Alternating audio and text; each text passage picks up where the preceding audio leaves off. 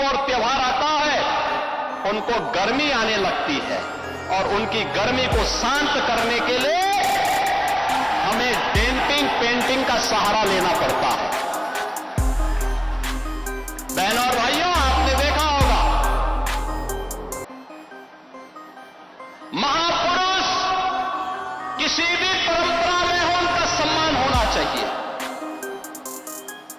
आस्था अंतःकरण का विषय है, प्रदर्शन का विषय नहीं हो सकता। जिसकी जो आस्था है, अपनी आस्था के अनुसार अपने कार्यक्रमों को संपन्न करे, किसी को आपत्ति नहीं होगी।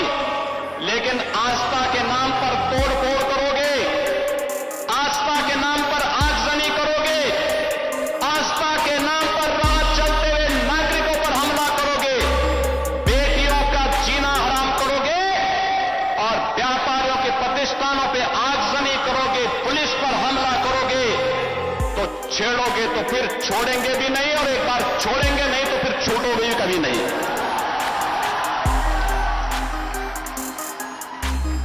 आपने देखा होगा,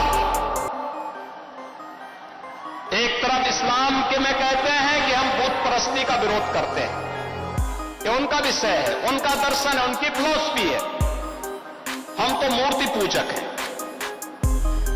हम मूर्ति पूजक हैं, भगवान की उपासना करते हैं। साकार ब्रह्म का भी और निराकार ब्रह्म की भी उपासना सनातन धर्म की इसकी इजाजत देता हमें। और इस्लाम का अनुयायी कहता है कि हम बुत परस्ती का विरोध करते हैं, उससे नफरत करते हैं। और दूसरी तरफ आई लव मोहम्मद कह करके अव्यवस्था और आगजनी तोड़फोड़ का सहारा ले रहे हैं। उन्हें मालूम है ये शारदीय नवरात्रि है, विजयादशमी का पर्व है, और शारदीय नवरात्रि को अगर अव्यवस्था पैदा करोगे, चंड मुंड बनकर के कार्य करोगे, तो मां भगवती कभी बर्दाश्त नहीं करने वाली है। मां भगवती तो ऐसे चंड और मुंडों को रोकने का ही कार्य करती है। इसीलिए सभी सनातन धर्मावलंबी मां भगवती दुर्गा की पूजा इसीलिए करती है जिससे शक्ति अर्जित कर सके। आपका उपासना आपका विषय, अंतःकरण का विषय होना चाहिए, चौराहे पर प्रदर्शन करने का विषय नहीं होना चाहिए।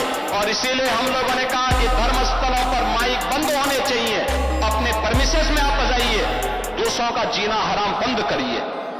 और ये प्रतिबंध उत्तर प्रदेश में यथावत रहेगा।